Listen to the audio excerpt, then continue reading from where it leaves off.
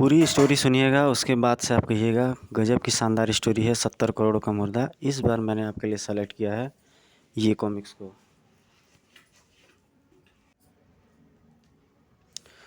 Monoj comics के दौर की ये शानदार कॉमिक्स है 70 करोड़ का मुर्दा। रियरली खोजने पर, बहुत सारे ग्रुप में रिक्वेस्ट करने पर तब जाके मिली ये कॉमिक्स। इसलिए मित्रों एक बार एंजॉय ज़रूर कीजिएगा इस स्टोरी को, मेरे कहने के पर ज़रूर आप सुनिएगा। ये रहा इसका front cover. Ram Rahim series की कॉमिक्स है। वैसे भी राम रहीम सीरीज़ की कॉमिक्स अपने आप में बेमिसाल होती है। महेंद्र जैन, संदीप गुप्ता, कदम स्टूडियो का आर्ट। तलाश है 70 करोड़ के मुर्दे की। जी हाँ जनाब, उस मुर्दे की कीमत 70 करोड़ रुपए है। यदि किसी सज्जन को उस मुर्दे के बारे में ज़रा भी मालूम हो तो कृपया निम्न पते पर संपर्क करें। उसे 10,000 रुपये बतौर इनाम दिया जाएगा। धरा, hotel Shalimar, room number 104, Ujjain.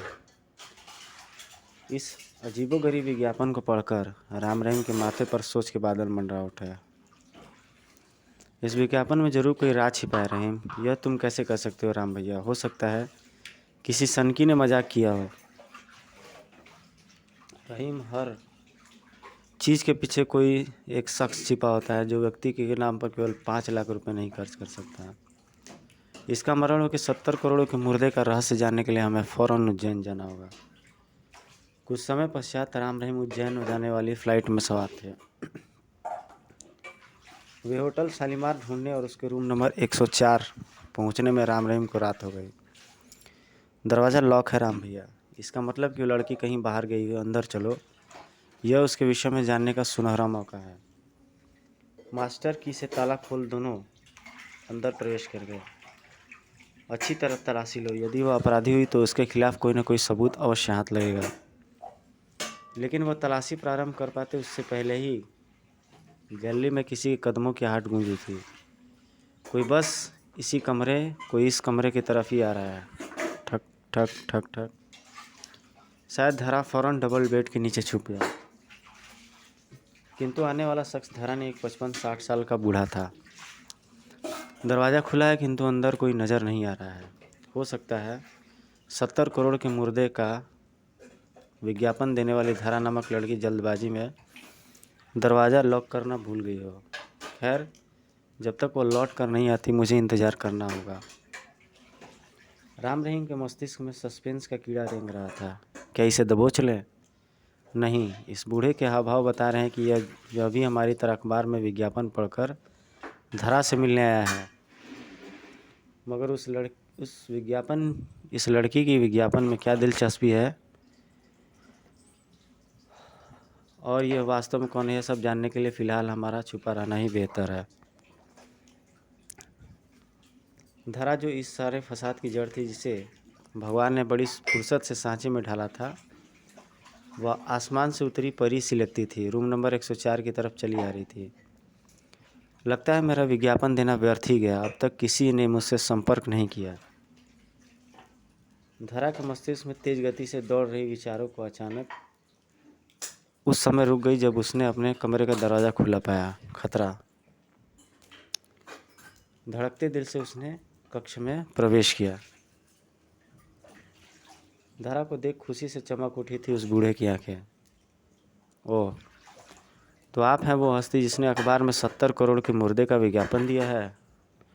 तू कौन है बुढ़े? प्रोफेसर नारंग, जो अखबार में विज्ञापन पढ़कर सीधा तुम्हारे पास दौड़ा चला आ रहा है, क्योंकि मेरे सिवाय कोई अन्य उस विज्ञापन में छिपे कूट संदेश को समझ भी कैसे सकता था।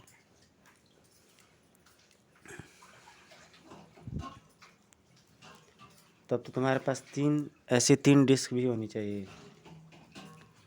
ठीक कहा तुमने, ऐसे ही 3 डिस्क मेरे पास भी है, किंतु तुम्हें यह डिस्क कहाँ से मिली? इन्हें तो प्रोफेसर देशपांडे के पास होना चाहिए था। यही कहना चाहते हो ना तुम? हाँ, और तुम्हारे पास इसकी मौजूदगी न केवल इस बात का सबूत है कि प्रोफेसर देशपांडे मर चुका है, बल्कि तुम इन डिस्क के राज से भी परिचित हो। हाँ, किंतु वह राज अधूरा था, क्योंकि बाकी की 3 डिस्क तुम्हारे पास थी और तुम तक पहुंचने के लिए ही मैंने अखबार में वह विज्ञापन दिया था। तक नहीं अपनी मौत तक पहुंचने के लिए विज्ञापन दिया था मूर्ख लड़की। सीधी तरह यह डिस्क मेरे हवाले कर दे वरना खोपड़ी उड़ा दूंगा। ये डिस्क कोई रसगुल्ला नहीं है बूढ़े शैतान जो तू जिन्हें तू धरा से छीनेगा और हजम कर जाएगा। अब यदि तुमने दोबारा मुझसे डिस्क छीनने की कोशिश की तो मैं अपने हिस्से वाली दोनों डिस्क नष्ट कर दूंगी और तब तुम्हारे पास मौजूद डिस्क भी किसी काम की नहीं रहेगी। नहीं, ऐसा गजब मत करना। यदि मैं मर गया तो इन डिस्क में जो राज छुपा है वह भी मेरी मौत के साथ ही दफन हो जाएगा। तो तुम कहना क्या चाहती हो? 50-50 मुझे मंजूर है। इन डिस्क में जो राज छुपा है उसे हम दोनों साथ मिलकर हल करेंगे, मगर इस काम में हमें हर फन में माहिर 2 बदमाशों की आवश्यकता पड़ेगी और ऐसे हर फन मौलाओं की खोज कर 2 दिन बाद मैं तुमसे फिर मिलूँगा धरा। आओ मैं तुम्हें बाहर तक छोड़ आती हूँ। अगले ही क्षण राम रहीम की उपस्थिति से अनजान दोनों कमरे से बाहर निकल गया। राम रहीम के मस्तिष्क में विचारों की आंधी चल रही थी। यह तो बड़ी उलझी हुई कहानी लग रही है राम। आखिर उन डिस्कों में क्या राज छिपा है? फिलहाल तो कुछ भी कहना कठिन है, मगर उन डिस्क में छुपे राज तक पहुंचने के लिए मेरे दिमाग में प्लान है। आओ मेरे साथ। दोनों निशब्द कमरे की खिड़की से बाहर निकल गए। रात का अंधियारा छाने लगा था जब प्रोफेसर नारंग इस घने झुरमुट के बीच से गुजर रहा था। जैसे हर फनमौला बदमाशों की मुझे तलाश है, वो पता नहीं मुझे मिल पाएंगे या नहीं।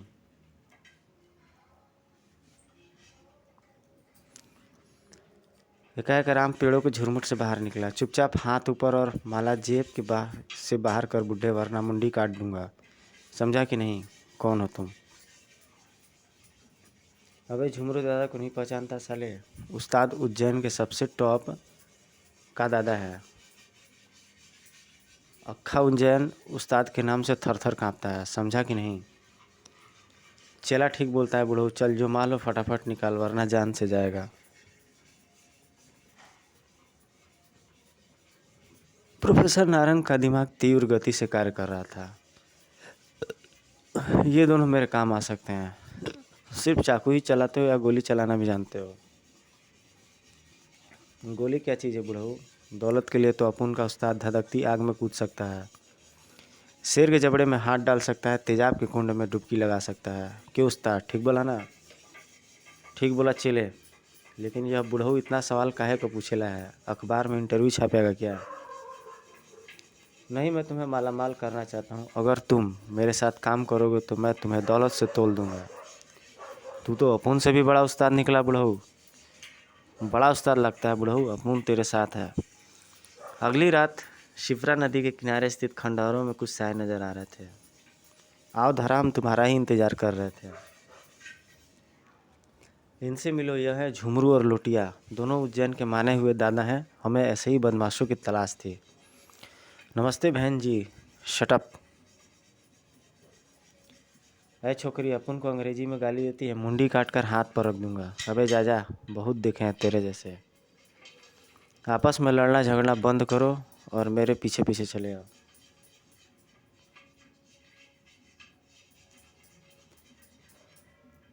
नारंग के पीछे पीछे सभी एक विशाल हॉल में पहुंचे। यह तो तुम देख ही रहे हो कि सामने दीवार पर पर्दा लगा है और यह प्रोजेक्टर है। साथ में प्रोजेक्टर को चलाने के लिए मैंने पोर्टेबल जनरेटर का भी इंतजाम किया है। ये पांचों डिस्क दरअसल सतरंगी व कलरफुल पारदर्शक फिल्में हैं और इनके अंदर कोई न कोई चित्र छिपा है। अब मैं एक एक करके ये सभी डिस्क इस प्रोजेक्टर में डाल रहा हूँ। सभी डिस्क प्रोजेक्टर में सेट करने के पश्चात प्रोफेसर नारंग ने जनरेटर ऑन किया। इनमें एक विशेष बल्ब लगा है जो प्रकाश की तीव्रता को 1000 गुना बढ़ा देता है। तुम्हें यह जानकर आश्चर्य होगा कि यह साधारण प्रोजेक्टर नहीं है, मगर उन तीनों के कानों ने प्रोफेसर नारंग की आवाज़ कहाँ सुनी थी। उनकी आंखें तो जैसे पर्दे से चिपक कर रह गई थी, जिस पर यह अनोखा दृश्य दृष्टिगोचर हो रहा था। चारों मंत्रमुग्ध से उस दृश्य को देख रहे थे। यह कैसा दृश्य है, दो दरवाजे और उनके निकट खड़े दो पहरेदार। अपन को तो ऐसा लगता है जैसे कोई तिलिस्मी फिल्म देख रहा हूँ। ओ बुढ़ऊ, तू अपन के काम के वास्ते लाया है या फिल्म दिखाने? तू बोलता बहुत है लोटिया, फ़ौरन यहाँ से बाहर चला जा। गलती हो गई ना बाप, अब नहीं बोलूँगा, कान पकड़ता हूँ। नहीं, मैं तुझे एक पल भी अपनी आंखों के सामने नहीं खड़ा नहीं देखना सकता। चल फूट यहाँ से, नहीं तो पड़ेगा एक लाफा। समझ गया उस्ताद। अगले क्षण रहीम सिर पर पैर रखकर भागा। अब यह परेशान नहीं करेगा, तुम हमें दूसरा दृश्य दिखाओ। ओके। प्रोफेसर नारंग द्वारा प्रोजेक्टर की नॉब घुमाते ही पर्दे पर दूसरा दृश्य प्रकट हुआ।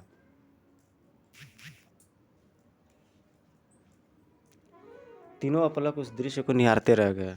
कसम महाकालेश्वर की, एक ऐसा दृश्य है। एक सेठ और सेठानी बैठे हुए हैं, सामने तराजू रखा है और तराजू के निकट ढेर सारे बाट की शक्ल के पत्थर रखे हुए हैं। ये दृश्य ही तो वे दरवाजे हैं जो हमें सफलता की उस मंजिल तक ले जाएंगे जहां भाग्य हमारा इंतजार कर रहा होगा। कहते हुए प्रोफेसर नारंग ने प्रोजेक्टर की नॉब को घुमाया, मगर राम का ध्यान कहीं दूसरी ओर था। क्या रहीम मेरा इशारा समझ पाया होगा? राम का इशारा तो मैं तभी समझ गया था जब उसने मुझे डपट कर बाहर जाने को कहा था। न जाने क्यों प्रोफेसर नारंग हमारे लिए एक रहस्य बनता जा रहा है। एक अकेला बूढ़ा व्यक्ति खंडहर में जनरेटर, प्रोजेक्टर वगैरह कैसे ला सकता है? और फिर उसने इतनी जल्दी इन चीज़ों का इंतजाम कैसे किया होगा? अरे वाह, क्या है? अचानक रहीम चौंका था। रहीम ने लपक कर जमीन पर पड़े हुए जले सिगरेट के टुकड़े को उठाया। यह जली सिगरेट इस बात की गवाह है कि कुछ देर पहले यहाँ कोई व्यक्ति मौजूद था।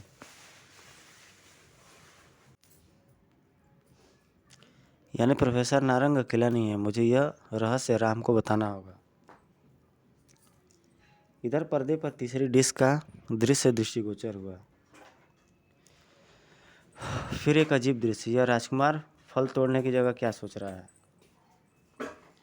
फिर पर्दे पर चौथी डिस्क का दृश्य उभरा। तत्पश्चात आखिरी दृश्य पर्दे पर प्रकट हुआ, जिसे तीनों ने आंखें फाड़ फाड़ कर देखा। गहरी निराशा के साथ नारंग ने प्रोजेक्टर ऑफ किया। डैम इट, न जाने इन दृश्यों ने कैसे कैसे रहस्य दबे पड़े हैं। पता नहीं हम बारामहीर के खजाने तक पहुंच पाएंगे या नहीं। कौन बारामहीर? कैसा खजाना? यह तुम क्या बोल रहा है बाप? अपन की समझ में तो कुछ नहीं आया है। तुमने राजा चंद्रगुप्त विक्रमादित्य का नाम तो सुना ही होगा झुमरू। सुना भी है और किताबों में पढ़ा भी है। तू फिर आ गया लोटिया के बच्चे। हाँ उस्ताद, तुमसे दूर रहकर मन नहीं लग रहा था, मुझे यहीं रहने दो।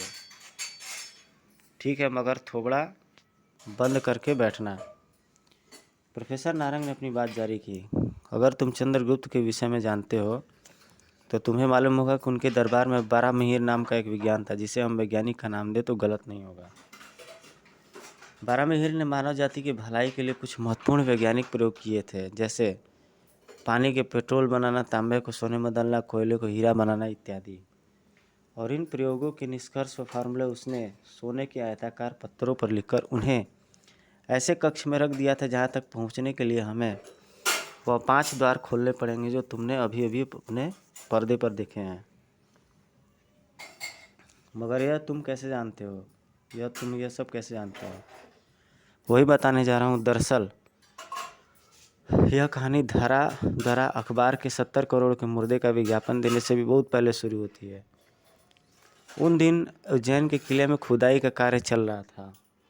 यह कार्य मेरे और प्रोफेसर देशपांडे की देखरेख में हो रहा था। हम दोनों ही देश के जाने माने पुरातत्ववेत्ता थे।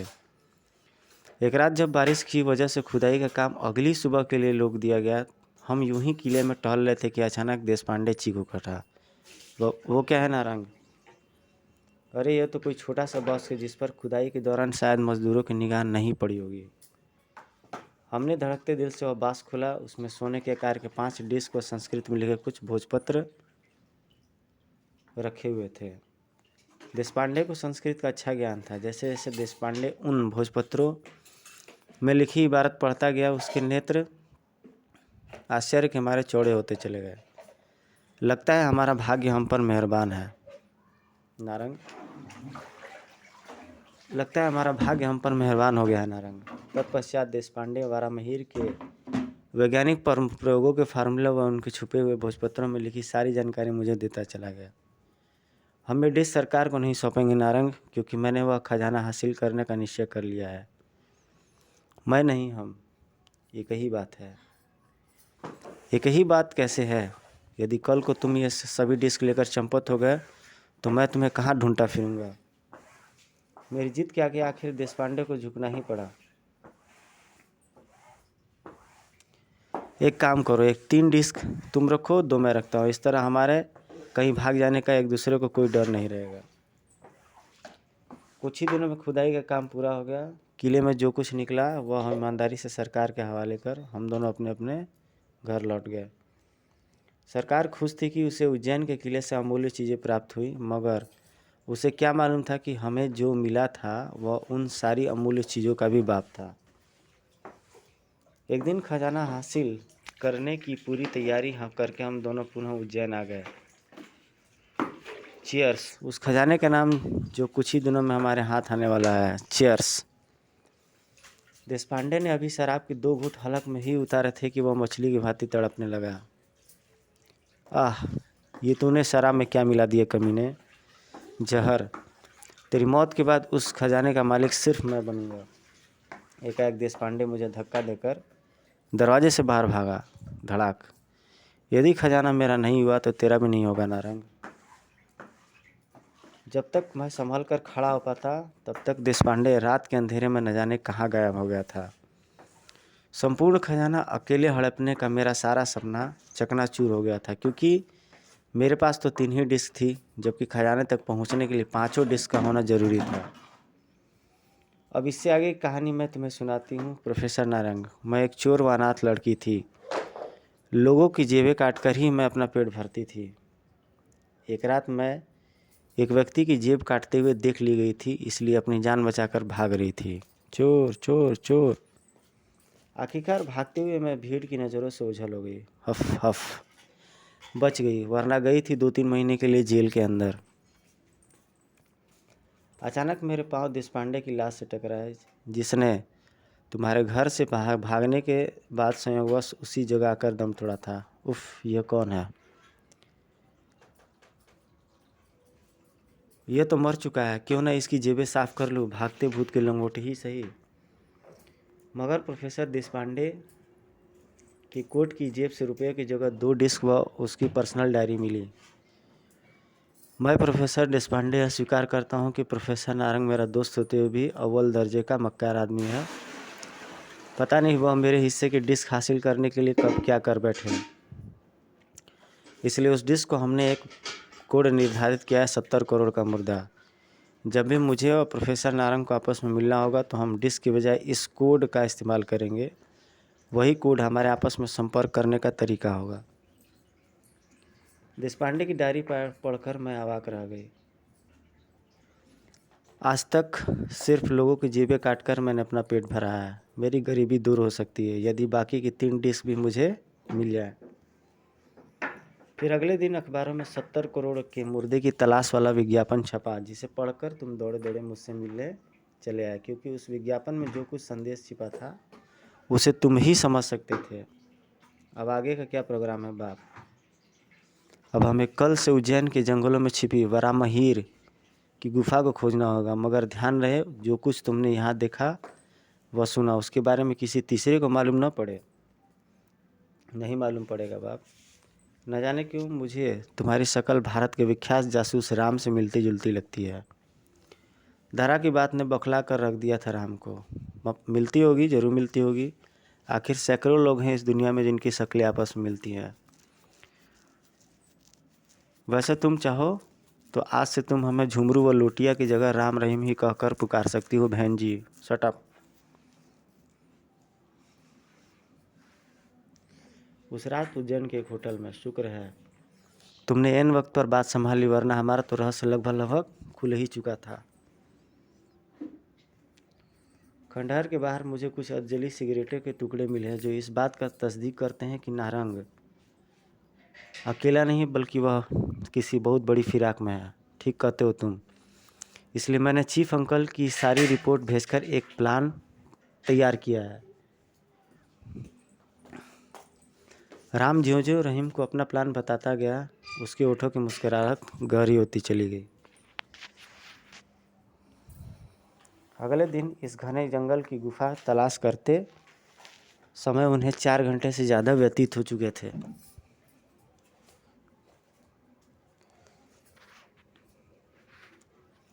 इतनी जल्दी थक गई बहन जी, जबकि दौलत के पीछे तो आदमी ज़िंदगी भर दौड़ता है।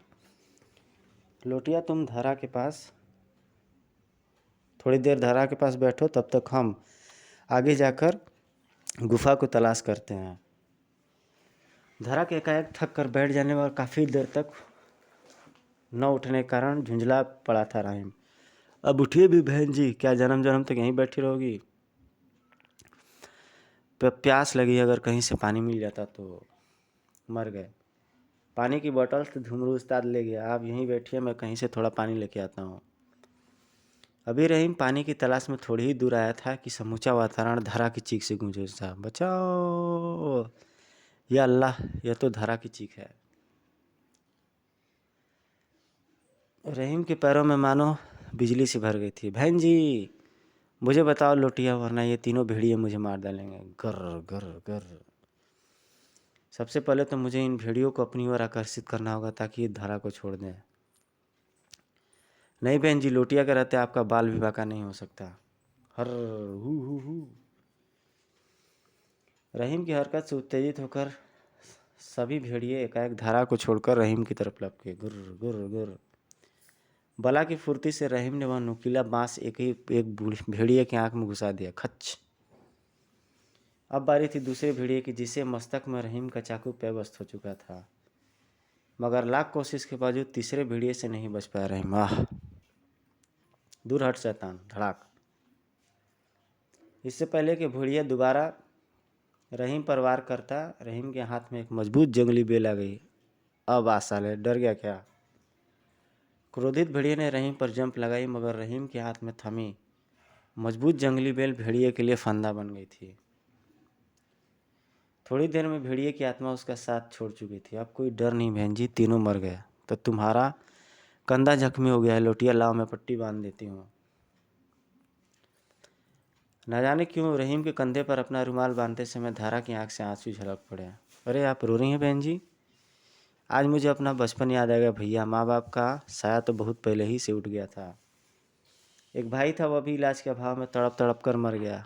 अगर आज वह जिंदा होता तो तुम्हारी ही उम्र का होता भैया। पगली बहन, मैं भी तो तेरे भैया जैसा ही हूँ। बचपन से चोरी करते करते अपने स्वार्थ में मैं इतनी अंधी हो गई कि अपने ही देश की अमूल्य धरोहर चुराने जा रही थी, मगर आज तुमने मेरी जान बचाकर मेरी आँख खोल दी भैया। मैंने फैसला कर लिया है, मैं वारामहीर का अनमोल खजाना प्रोफेसर नारंग जैसे दुष्ट के हाथ में नहीं पड़ने दूंगी। यदि इन आंसुओं के साथ तुम्हारे मन का सारा मैल धुल चुका है धरा, तो सुनो, आज मैं तुम्हें अपने व झुमरू उस्ताद की सारी हकीकत बताता हूँ। तत्पश्चात रहीम अखबार में छपे 70 करोड़ के मुर्दे के विज्ञापन को पढ़कर अपनी उज्जैन आने व बदमाश के रूप में नारंग प्रोफेसर नारंग से मिलकर इस अभियान में शामिल होने की सच्ची कहानी धरा को सुनाता चला गया। सुनकर खुशी से उछल पड़ी थी धरा। मैंने सही कहा था ना राम, कि तुम ही राम रहीम हो? मैंने कहा था ना। हाँ, मगर यह सारी हकीकत तुम्हें अपने तक ही सीमित रखनी होगी। यदि नारंग को पता चल गया तो हमारा सारा प्लान चौपट हो जाएगा।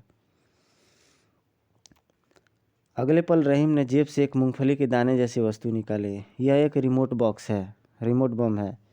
इसे अपने बालों में छुपा लो धरा, पता नहीं कब दुश्मन को मारने के लिए इसकी ज़रूरत पड़ जाए। मगर यह काम कैसे करता है? यह देखो, मेरे पास एक सिगरेट केस है, इसमें दिखाने के लिए इसके ऊपर सिगरेट के टोटे फंसाए गए हैं, मगर इसके अंदर छोटा सा रिमोट छुपा हुआ है। जैसे ही इसका स्विच दबाया जाएगा यह बम फौरन फट जाएगा। ओह, अब जल्दी चलो, राम हमारा इंतज़ार कर रहा होगा। इधर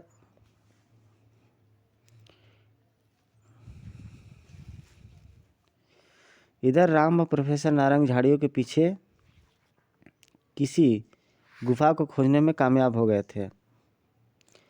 यही है वो गुफा जो हमें बारामिहिर के अद्भुत खजाने तक पहुंचाएगी। खजाने की नहीं, यह मौत की गुफा है। बेवकूफ़, इसमें जाकर कोई नहीं बचेगा, सब मरेंगे, सब मरेंगे। राम और प्रोफेसर नारंग फौरन आवाज़ की दिशा में पलटे। कौन हो तुम? हा हा हा हा हा। मैं अवघड़ बाबा, इस जंगल के बादशाह। तुम इस गुफा में जा तो सकते हो, लौट कर नहीं आ सकते। ऐसा गजब मत कीजिए, कुछ उपाय तो कीजिए बाबा। उपाय है, तुम्हें हमारा यह प्रसाद ग्रहण करना पड़ेगा। मानवता की भलाई के लिए आप जो भी कहेंगे यह मैं करूँगा बाबा, यहाँ तक कि मैं बिल्ली का मांस भी खाऊंगा। अवघड़ बाबा द्वारा दिए गए बिल्ली के मांस में से मैं नोचे गए टुकड़े को प्रसाद समझकर खा गया राम। तू भी ले मानव। नहीं, मैं बिल्ली का मांस नहीं खाऊंगा। तूने यह प्रसाद ग्रहण न करके हमारा अपमान किया है दुष्ट। अब सिर्फ यही बालक बारामिहिर के खजाने तक पहुंचेगा और तू लाख चाहकर भी अब उन दरवाज़ों का भेद नहीं समझ पाएगा। इस पापात्मा को क्षमा कीजिए बाबा, इसे मेरे साथ खजाने तक पहुंचने की आज्ञा दीजिए। तू कहता है तो आज्ञा दी। अगले क्षण बिल्ली का मांस नोच नोच कर खाते अवघड़ बाबा आगे बढ़ गए। बा बम बम बम भोलेनाथ, यह तो गड़बड़ हो गई। अब समझ में आ गया। अब मुझे अमेरिका से आए बिल व उसके एजेंटों से संपर्क करना होगा। अब समय आ गया है, अब मुझे अमेरिका से आए बिल व उसके एजेंटों से संपर्क करना होगा। तब तक रहीम भी व धारा भी वहाँ पहुँच गए। अब हमें गुफा में प्रवेश का कार्यक्रम कल तक के लिए टालना होगा ताकि सभी परिस्थितियों पर पूरी तरीके से विचार किया जा सके। रहीम के कंधे को क्या हुआ, यह होटल चलकर पूछूंगा। उसी रात उज्जैन से कहीं दूर मैं वह गुफा खोजने में कामयाब हो गया बिल साहब। यह था अमेरिकी जासूस संस्था का CIA का खूंखार जासूस बिल, जिसे बारामिहिर के खजाने की चाह हिंदुस्तान खींच कर लाई थी।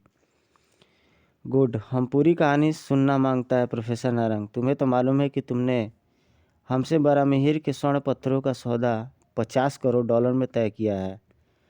मैं जानता हूँ बिल साहब, और आपको पूरी जानकारी देना तो मेरा फ़र्ज़ है। नारंग से सारी कहानी जानकर बिल की कंचे जैसी आंखें चमक उठी। वेरी गुड, अब हम भी तुम्हारे पीछे पीछे उस गुफा में प्रवेश करेगा। लेकिन बिल साहब, उस अवघड़ बाबा की चेतावनी।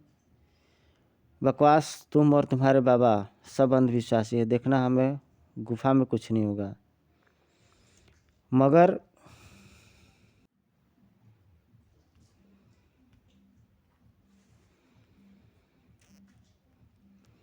बकवास, तुम और तुम्हारा बाबा सब अंधविश्वासी है। देखना, हमें गुफा में कुछ नहीं होगा।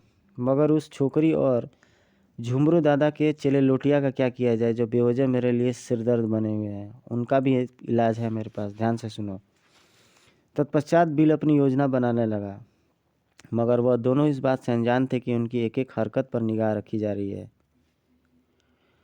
और निगाह रखने वाली आंखें बिल के दल में नए नए शामिल हुए उस व्यक्ति की थी जो चुपचाप वहाँ से खिसक चुका था।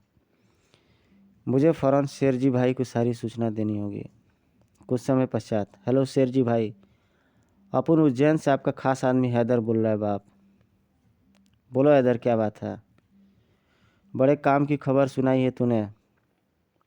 हैदर, जी खुश कर दिया तूने शेर भाई का। बता, मगर तुझे इन सब बातों की भनक कैसे पड़ी? इधर उज्जैन में बहुत गड़बड़ होएला है बाप। बड़ा बड़ा लोग इस पे फंसा हुआ है। अमेरिका से पार्टी आई है, अमेरिका तक से पार्टी आई है। अरबों रुपए के खजाने का चक्कर है बाप। क्योंकि अपन उस अमेरिकी गैंग में शामिल हो गया है बाप। उन्हीं की बातों से मालूम पड़ा हम अपने दलबल के साथ उज्जैन पहुंच रहे हैं। तब तक तू उसी अमेरिकी पार्टी में शामिल रहकर उनकी सूचना मुझे पहुंचाता रहा। वह खजाना अब न नारंग को मिलेगा, न उस अमेरिकी जासूस को। वह खजाना मिलेगा मुंबई अंडरवर्ल्ड के बेताज बादशाह शेरजी भाई को। हा हा हा हा हा हा। अगले दिन होटल शालीमार में। आज हम एक महान अभियान पर रवाना होने जा रहे हैं। क्यों न सफलता के नाम पर एक एक ड्रिंक हो जाए। मगर हम शराब नहीं पीते, और मैं भी नहीं। कमाल के चोरों, शराब तक नहीं छूते। हम शरीफ चोर हैं। ओके ओके, हम कोला ड्रिंक्स ले लेते हैं, यह ठीक रहेगा। अगले क्षण 4 गिलास से टकराए। चीयर्स उस खजाने के नाम जो अति शीघ्र हमारे हाथ आने वाला है। आमीन। अगले ही क्षण अपना गिलास अभी धरा ने अपना गिलास खाली ही किया था कि उसका सर चकराने लगा। क्या हुआ धरा? पता नहीं, अब मैं अपने आप को बड़ी कमज़ोर महसूस कर रही हूँ। तूने कोल्ड ड्रिंक में कुछ मिलाया तो नहीं दिया नारंग के बच्चे? मैं भला ऐसा क्यों करूँगा? ज़रा सोचो, यदि मैं ऐसा करता तो वह गिलास हम चारों में से किसी के पास भी जा सकता था, सिर्फ धरा के पास ही क्यों गया? नारंग शायद ठीक कह रहा है। अब जबकि हम गुफा की तरफ रवाना होने वाले हैं तो ऐसी जलील हरकत धरा क्यों करेगा जिससे हमारा सारा प्रोग्राम बिगड़ जाए? तुम्हें धरा की देखभाल के लिए यही रुकना होगा लोटिया। मैं नारंग के साथ गुफा में जाऊंगा। Okay okay. लेकिन उस अभी राम और नारंग को गए कुछ ही समय बीता था कि तभी दरवाज़ा खुला। धड़ाक। कौन है? इससे पहले कि रहीम कुछ समझ पाता, ठक ठक आह उफ। ले चलो इन्हें हमारे बॉस बिल के पास। निस्संदेह एक भयानक जंग की शुरुआत हो चुकी थी। उधर रहीम और धरा के अपहरण से बेखबर राम नारंग के साथ गुफा तक पहुंच चुका था। शुक्र है धरा के कोल्ड ड्रिंक में नशीला सिरप मिलाकर उसे कमज़ोर बना देने और लोटिया को धरा के पास रोकने की बिल की योजना सफल रही। अब तो बिल के आदमी उन दोनों को अपने कब्जे में भी कर चुके होंगे। अब बचा यह झुमरू दादा। तो खजाना हासिल होते ही इसे मार डालने में भला मुझे कितना समय लगेगा? सावधान मानो, अब तू पहले द्वार तक पहुंच चुका है, मगर याद रख ये 5 द्वार भेदते समय तुमसे जरा भी चूक हुई तो तुझे यही अपने प्राण त्यागने पड़ेंगे। और द्वार भेद लेने पर तुझे मिलेगा मेरे ज्ञान विज्ञान का अनमोल भंडार। यह आवाज़ कहाँ से आ रही है? चुप रहो और मुझे आगे सुनने दो। हे मानव, इन दोनों द्वारों पर खड़े पहरेदारों में एक सच बोलता है, दूसरा झूठ। इन पहरेदारों के पीछे 2 दरवाजे हैं। एक दरवाज़ा खजाने तक और दूसरा मौत के मुंह तक जाता है। खजाने का दरवाज़ा कौन सा है ये जानने के लिए तू इन पहरेदारों में से सिर्फ एक ही सवाल कर सकता है। दूसरा सवाल करते ही पहरेदारों की तलवारें तेरा सिर काट देंगे। अतः सोच विचार करके सवाल करना। मेरी शुभकामनाएं तुम्हारे साथ हैं। खजाने के द्वार का पता लगाने के लिए इनमें से कोई एक पहरेदार को कोई कॉमन सवाल करना होगा, मगर वह कॉमन सवाल क्या हो? काफ़ी देर तक सोचने के बाद अचानक उछल पड़ा राम। मुझे वह कॉमन सवाल मिल गया नारंग। अगले ही क्षण राम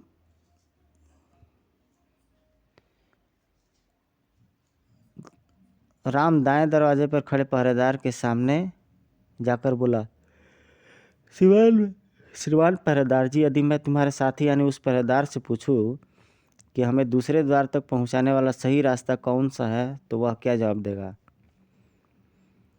अगले क्षण पहरेदार ने दूसरे दरवाजे की द्वार की तरफ इशारा किया। वह तुम्हें बाएं दरवाजे से जाने के लिए कहेगा। अगले क्षण राम ने दायां द्वार खोला और अंदर प्रविष्ट हो गया। आओ नारंग, यही रास्ता हमें दूसरे द्वार तक ले जाएगा। कमाल है धूम्र दादा, तुमने कैसे जाना कि यही उस खजाने तक जाता है? कल्पना करो नारंग, हम जिस पहरेदार से पूछे हैं वह सच्चा है, अतः वह हमेशा सच ही बोलेगा। साथ ही वह यह भी जानता है कि उसका साथी झूठा है और सही द्वार का पता पूछने पर वह झूठ बोलेगा और हमें बाएं द्वार यानी गलत द्वार से जाने के लिए कहेगा। मान लिया, लेकिन हमने जिस पहरेदार से पूछा यदि वह झूठ बोलने वाला होता तो झूठा होने के नाते वह हमेशा झूठ ही बोलेगा। साथ ही वह यह भी जानता है कि उसका साथी सच्चा है और सही द्वार यानी दाएं द्वार से जाने के लिए कहेगा, किंतु झूठा होने के नाते वह यह कहेगा कि दूसरा पहरेदार तुमसे बाएं द्वार से जाने के लिए कहेगा। यानी हम उससे पूछते हैं कि उसका साथी कौन सा रास्ता बताएगा तो वह बाएं दरवाजे की तरफ इशारा करके यही कहता है कि बाएं दरवाज़ा बताएगा, जबकि बाएं दरवाज़ा तो गलत है। अतः दोनों ही सूरतों में दोनों पहरेदार बायां दरवाज़ा ही बताएंगे और हमें सही द्वार अर्थात दाएं द्वार का पता मिल गया।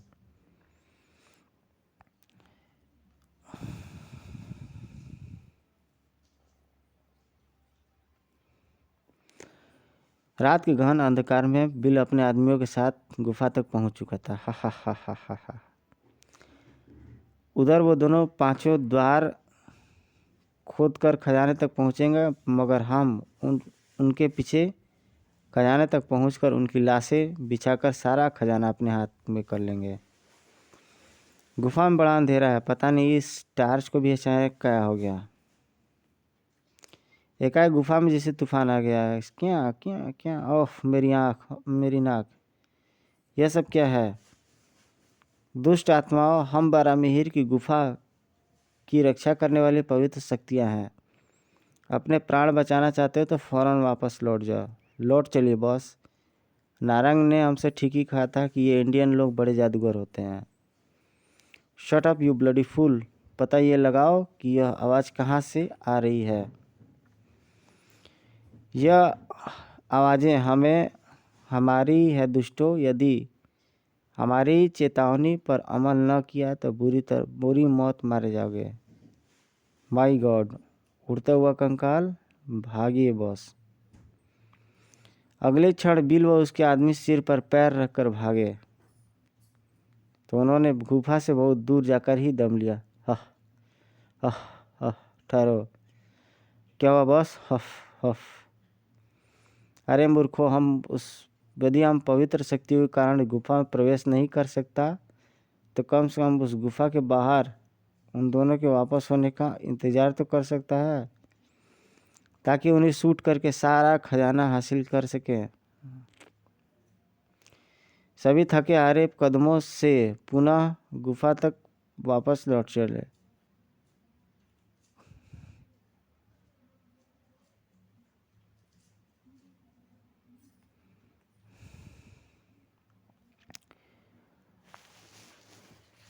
इधर अपनी मौत से बेखबर राम नारंग के साथ दूसरे द्वार तक पहुंच चुका था।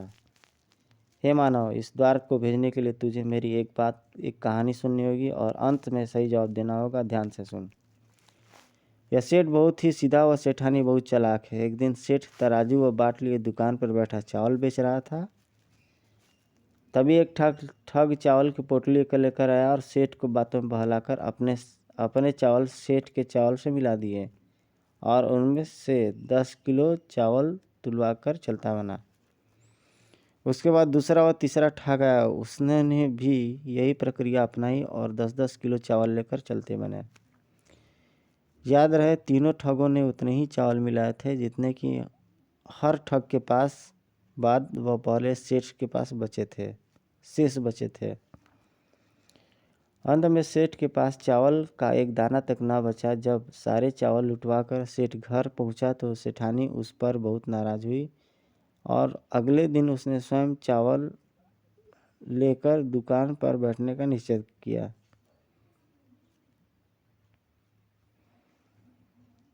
कल की तरह आज भी एक एक करके तीनों ठग आए और अपने अपने हिस्से की चावल व कहीं अपने अपने हिस्से के चावल से ठानी के चावल से मिलाकर 10-10 किलो चावल लेकर चलते बने।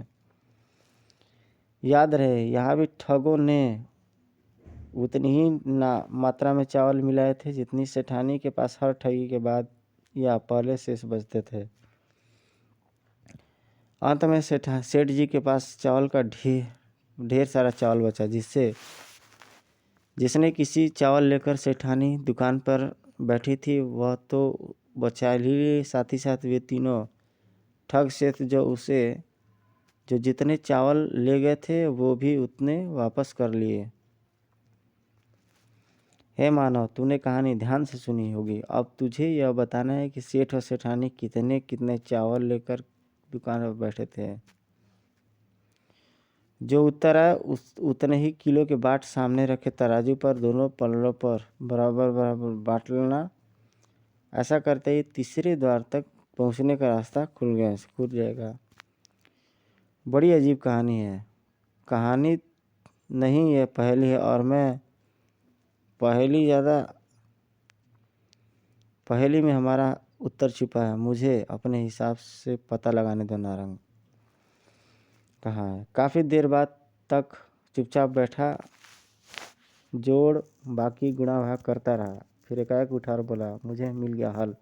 नारंग, आश्चर्य है, तू लड़का है कि कंप्यूटर? मगर राम ने नारंग की बात का कोई जवाब नहीं दिया।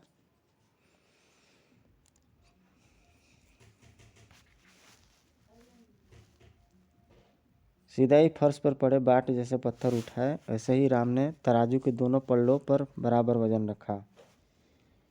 फौरन सेठ व सेठानी की मूर्ति फर्श में धंसने लगी।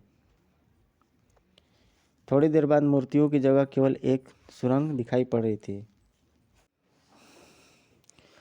थोड़ी देर बाद मूर्तियों की जगह केवल एक चौड़ी सुरंग दिखाई पड़ रही थी। आओ नारंग, यही सुरंग हमें तीसरी द्वार तक ले जाएगी।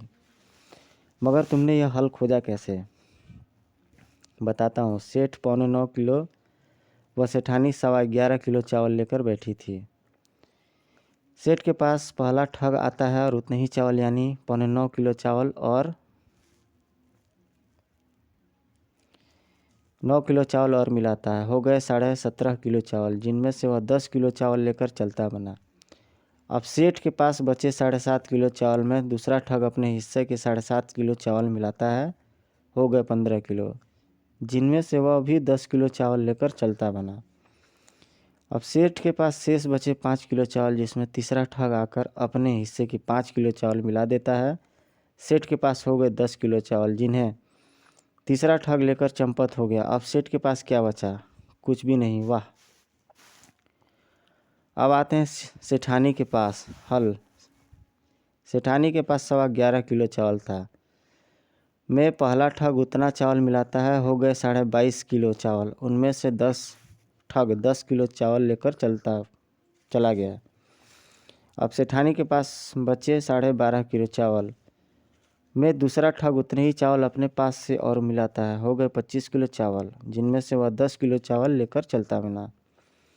अरे हाँ, अब सेठानी के पास बचे 15 किलो चावल। में तीसरे ठग के चावल मिलाते ही 30 किलो चावल हो गए, जिसमें से उसने 10 किलो चावल निकलते ही सेठानी के पास 20 किलो चावल बच गए। बिल्कुल ठीक। इस तरह सेठानी ने अपने 11.25 किलो चावल भी बचा लिया और सेठ द्वारा गंवाए 9.25 किलो चावल भी तीनों ठगों से वापस कर लिए। सचमुच कितना आसान था। पाठकों की सुविधा के लिए यह हल यहाँ पे दिया जा रहा है, जो कि बेहतरीन है, इसलिए मैं मनोज कॉमिक्स का फ़ैन हूँ। आप इसे देख सकते हैं। पहला ठग, दूसरा ठग, तीसरा ठग, शेष बचे। पहला ठग, दूसरा ठग, तीसरा ठग, शेष बचे। तो ये चावल की मात्रा है, जिसको कि आप लोग देख सकते हैं। स्क्रीन पॉज करके भी आप लोग देख सकते हैं। मैं फ़िलहाल में इस स्टोरी में आगे जाता हूँ, चूँकि बहुत बेहतरीन और इंटरेस्टिंग स्टोरी है। जिस तरह तुम एक के बाद एक दरवाजे भेद रहे हो, मुझे देखते हुए मुझे इस धारा की बात सच लग रही है कि कहीं तुम सचमुच भारत के विख्यात जासूस राम तो नहीं। मैं इस देश का प्रधानमंत्री भी हो सकता हूँ। नहीं, तुम उज्जैन के छोटे मोटे दादा नहीं हो सकते। तुम अवश्य कोई जादूगर, बाजीगर या करिश्माई हस्ती हो। खजाना मिलने के बाद बैठकर आपस में डिस्कस करेंगे कि मैं कौन हूँ। फिलहाल सामने द्वार दिखाई पड़ रहा है, गुफा से बहुत दूर इस सुनसान इलाके में। उज्जैन में आपका स्वागत है शेरजी भाई। अब तक की रिपोर्ट दो अदर। सब कुछ ठीक ठाक चल रहा है शेरजी भाई। नारंग एक 3rd क्लास दादा के साथ गुफा में प्रवेश कर चुका है। लोटिया व धारा बिल के कब्जे में है और बिल स्वयं गुफा के निकट जमा बैठा है।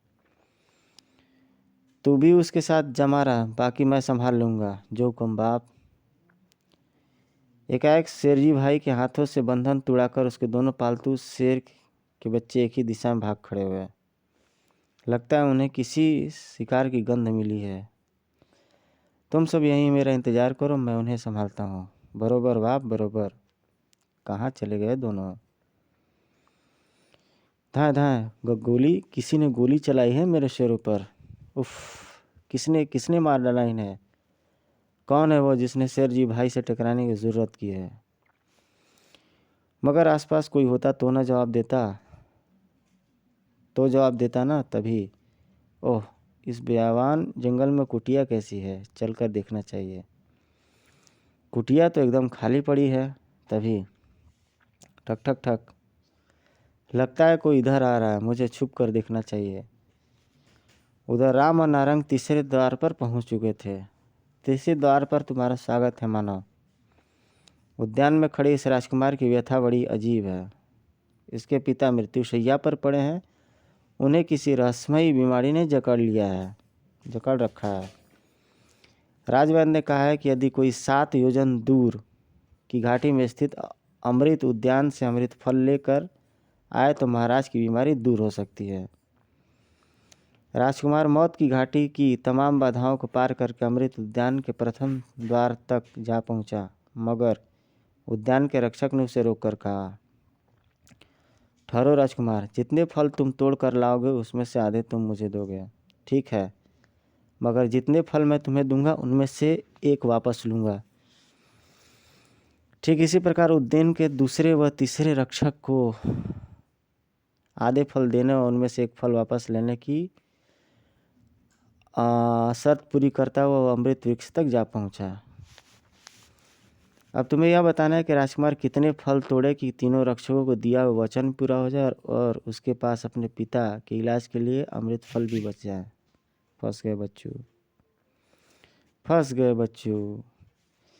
काफ़ी देर तक सोच विचार करने के बाद राम अमृत वृक्ष की तरफ बढ़ा। मिल गया उत्तर। वृक्ष से 2 अमृत फल तोड़कर उसने राजकुमार की हथेली पर रख दिए। अगले क्षण वृक्ष का तना चमत्कारिक ढंग से 2 हिस्सों में खुल गया। आओ मानो, चौथा द्वार तुम्हारी प्रतीक्षा कर रहा है। देखा बाप, कितना आसान था इस मुश्किल से पहेली का हल। राजकुमार 2 फल तोड़ेगा, उनमें से आधे यानी कि एक फल सर्वप्रथम तीसरे रक्षक को देगा और शर्त के अनुसार वही एक फल वापस ले लेगा। अब वह दूसरे रक्षक के पास पहुंचेगा, उसे भी 2 में से आधे यानी कि एक एक फल देगा और शर्त के अनुसार वही फल वापस ले लेगा। अंत में वह उद्यान के सबसे बाहरी द्वार पर खड़े पहले पहरेदार के पास पहुंचेगा और यही प्रक्रिया अपनाकर अपने पिता के लिए दोनों अमृत फल बचा लेगा। क्योंकि राजकुमार की यही तो शर्त थी कि जितने फल वह तोड़ेगा उनमें से आधे रक्षकों को देगा और उनसे एक एक फल वापस ले लेगा। मान गए तुम वाकई जीनियस हो। उधर गुफा के बाहर, मेरा विचार है बॉस, हमें वापस अमेरिका लौट जाना चाहिए। वे दोनों अवश्य ही किसी न किसी द्वार में फंसकर मर खप गए होंगे। तुझे किस उल्लू के पट्टे ने हमारे गैंग में शामिल किया? बॉस आपने शट अप। चाहे कयामत आ जाए, चाहे धरती फट जाए, मगर हम यहाँ से 1 इंच भी नहीं हिलेगा। कयामत तो आ चुकी है, बैठ जा बेटा, थोड़ा इंतज़ार कर। उधर राम व नारंग चौथे द्वार पर पहुंच चुके थे। यह कैसी पहेली है? 3 बंदर अलग अलग बैठे हैं। उनके सामने 3 पानी के कुंड बने हुए हैं। पहले बंदर के निकट एक केले का पेड़ लगा है जिसमें ढेर सारे केले लटक रहे हैं। लेकिन इसमें पहेली जैसी क्या बात है? तीनों बंदरों को केले खिलाओ और आगे बढ़ जाओ। ये बंदर नकली हैं, इसलिए केले तो खा नहीं सकते, मगर तुम्हें इन तीनों बंदरों के हाथों में बराबर बराबर केले इस प्रकार रखने हैं कि अंत में तुम्हारे पास एक भी केला न बचे। अतः पेड़ से तुम्हें एक ही बार निश्चित संख्या में केले तोड़ने हैं। लेकिन इन तीनों जलकुंडों की क्या महिमा है? ये जलकुंड अद्भुत है। इनमें जितने केले डुबाए जाए उससे दुगने केले बाहर निकलते हैं। ध्यान रहे, प्रत्येक बंदर को केले देने से पहले उन्हें जलकुंड में डुबाना जरूरी है। अजीब पहेली है। पहले हमें पेड़ से सिर्फ एक बार व निश्चित संख्या में केले तोड़ने हैं, फिर उन्हें जलकुंड में डुबोकर बारी बारी से तीनों बंदरों में इस प्रकार बांटने हैं कि अंत में हमारे पास एक भी केला न बचे और तीनों बंदरों को बराबर बराबर केले मिले। अपन की तो खोपड़ी घूम गई बाप। उधर कुटिया में प्रवेश करने वाले औघड़ बाबा थे, जिनके कदमों की आवाज़ सुनकर शेरजी भाई चौंका था। बम बम भोलेनाथ। ओह औघड़ बाबा, लगता है गलती से किसी औघड़ बाबा की कुटिया में आ गया। कहीं मुझे कुटिया में देखकर औघड़ बाबा मुझे श्राप न दे डाले। जब तक ये औघड़ बाबा वापस नहीं चला जाता मुझे यहीं छुपे रहना होगा। बम बम भोलेनाथ। उधर चौथे द्वार पर 7 केले। हाँ, हमें पेड़ से 7 ही केले तोड़ने हैं नारंग, क्योंकि यही इस पहेली का हल है।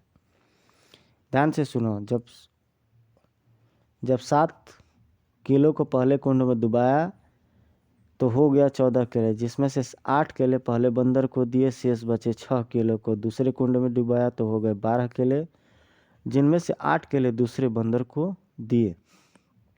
अब बाकी बचे 4 किलो को तीसरे कुंड में डुबोया तो हो गए 8 केले, जिन्हें हमने तीसरे बंदर को दे दिया। अब हमारे पास कितने केले बचे नारंग? एक भी नहीं। और बंदरों को हिस्से में कितने कितने केले आए? 8-8, यानी कि बराबर बराबर। अरे हाँ, यही तो इस पहेली की शर्त थी। तब तक तीसरे कुंड का पानी चमत्कारिक ढंग से धीरे धीरे समझ गायब हो गया था। आओ नारंग, यही सीढ़ियाँ हमें 5वें द्वार तक पहुँचाएंगी। छोटी सी गैलरी पार करते ही दोनों 5वें द्वार पे थे। हे श्रेष्ठ मानव, अब तू अपनी 30वीं यात्रा के अंतिम पड़ाव पर खड़ा है। यह द्वार टूटते ही तू मेरे अद्भुत खजाने तक पहुंच जाएगा। मगर अपनी बुद्धि से इस बेचारे जौहरी की समस्या तो हल कर। यह जौहरी महाराजा विक्रमादित्य को कुछ हीरे भेंट करना चाहता था। अतः 2 छोटे छोटे संदूकों में 8-8 हीरे लेकर वह राजमहल पहुंचा। मगर गैलरी में खड़े आठों पहरेदारों ने यह तय किया कि जौहरी से एक संदूक का 1 हीरा व 2 संदूक के 2 हीरे कर के रूप में लेंगे। कर यानी कि टैक्स। अब यदि जौहरी 8 पहरेदारों को दोनों संदूकों को कर यानी 2-2 हीरे चुकाता है तो उसके पास एक भी हीरा नहीं बचेगा। अब बताओ मानव, यह जौहरी क्या करे जिससे उसके पास महाराज को भेंट करने के लिए कुछ हीरे बच जाए। सचमुच पहरेदारों को 2-2 हीरे टैक्स देने के बाद तो जौहरी के पास कुछ नहीं बचेगा। और पहरेदार टैक्स लिए बिना थोड़े ही मानेंगे। मैंने इस पहेली का भी हल खोज लिया है नारंग। ढूंढ लिया? तूने हल कर लिया? तूने हल ढूंढ लिया? कमाल है, कहीं तू बारामहीर का कलयुगी अवतार तो नहीं है? सुनो नारंग, पहरेदारों की यह शर्त है ना कि उन्हें टैक्स के रूप में एक संदूक का 1-1 हीरा व 2 संदूक के 2 हीरे चाहिए। उन्होंने यह तो नहीं कहा कि उन्हें दोनों हीरे अलग अलग संदूकों से ही दिए जाएं। सर्वप्रथम वह जौहरी अपना पहला बंद संदूक खोलेगा और संदूक में रखे 8 हीरे 4 पहरेदारों को टैक्स के रूप में दे देगा। इस प्रकार उसका पहला संदूक तो खाली होगा, जिससे वह एक तरफ फेंक देगा। अब जौहरी के पास एक संदूक रह गया और शर्त के अनुसार बाकी बचे चारों पहरेदार एक संदूक का टैक्स केवल 1-1 हीरा ही ले सकते हैं। इस प्रकार जौहरी द्वारा बचे 4 पहरेदारों को 1 हीरा देने के बाद भी उसके संदूक 4 हीरे बच जाएं, जिन्हें वह आसानी से महाराज विक्रमादित्य को भेंट कर सकता है। हे श्रेष्ठ बुद्धि के मानव, 5 पहेलियां हल करने पर मैं तुझे बधाई देता हूँ। आज से मेरा अद्भुत खजाना तुम्हारा हुआ। अंदर चले आओ मानव।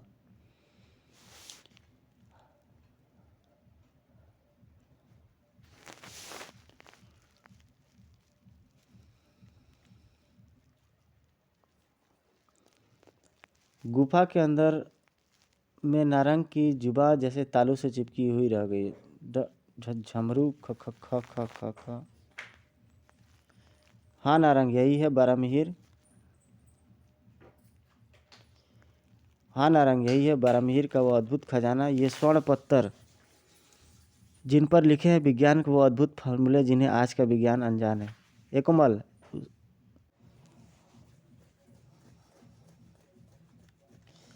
हाँ नारंग, यही है बारामहीर का वो अद्भुत खजाना, वो स्वर्ण पत्थर जिस पर लिखे हैं विज्ञान के वो अद्भुत फार्मूले, जिनसे आज का विज्ञान भी अनजान है।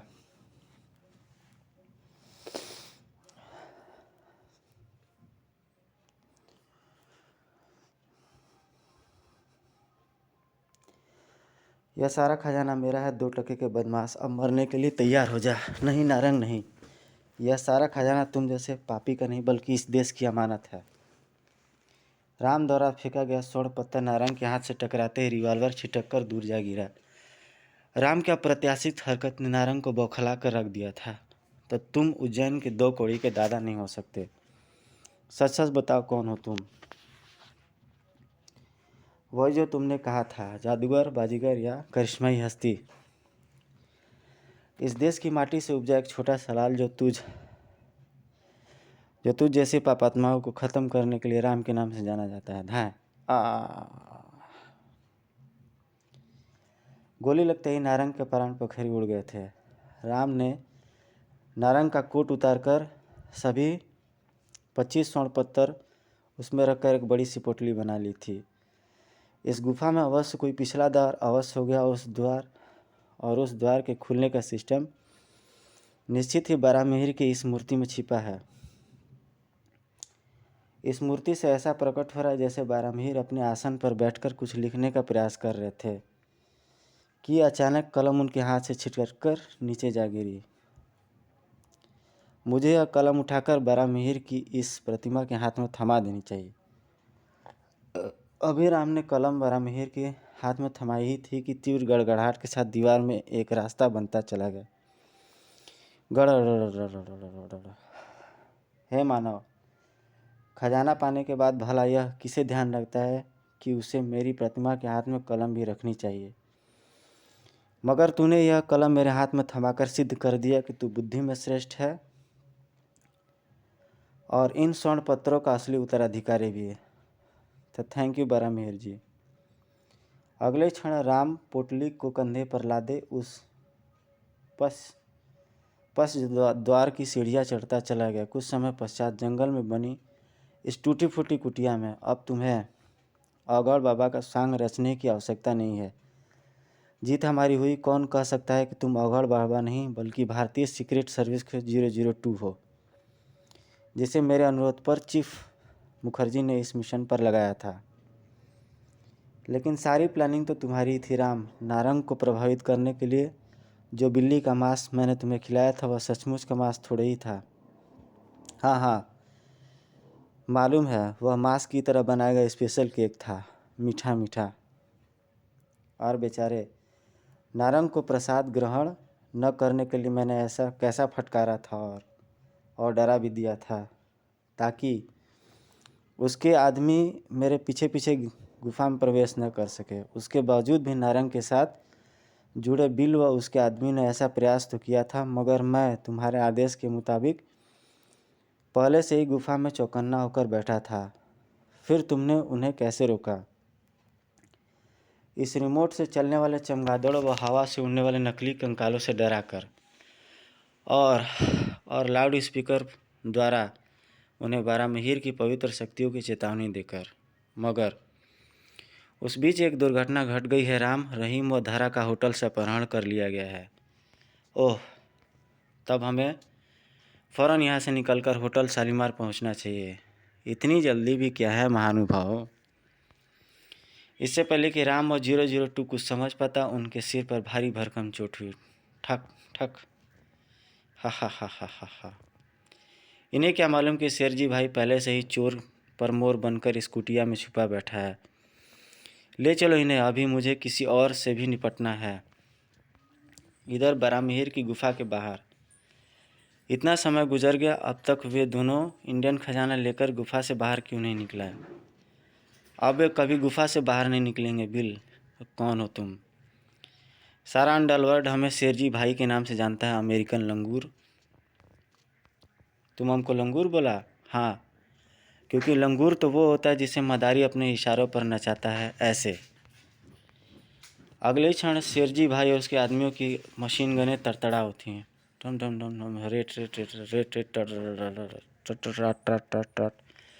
हकबकाया सा बिल चारों तरफ अपने आदमियों की लाशें ताक रहा था। शाबाश हैदर, तूने बिल की गैंग में घुसकर जिस तरह हमें हर पल की खबर दी, उससे अपुन बहुत खुश हुआ। आज से तू हमारा दाएं हाथ हुआ। थैंक यू बाप, थैंक यू। कुछ समय पश्चात न जाने कहा, चाले तो तुमने खूब अच्छी चली राम, मगर शेरजी भाई ने एक ही दांव में सारा गेम पलट दिया। अब शेरजी भाई यह स्वर्ण पत्थर बेचकर अरबों रुपए कमाएगा। यह खजाना इस देश की अमानत है कुत्ते। 1 मिनट शेरजी भाई, इन स्वर्ण पत्रों में लिखा साइंस का फॉर्मूला तुम्हारे लिए तो काला अक्षर भैंस बराबर है। तो क्यों न तुम हमें ये स्वर्ण पत्थर $50 करोड़ में बेच दो।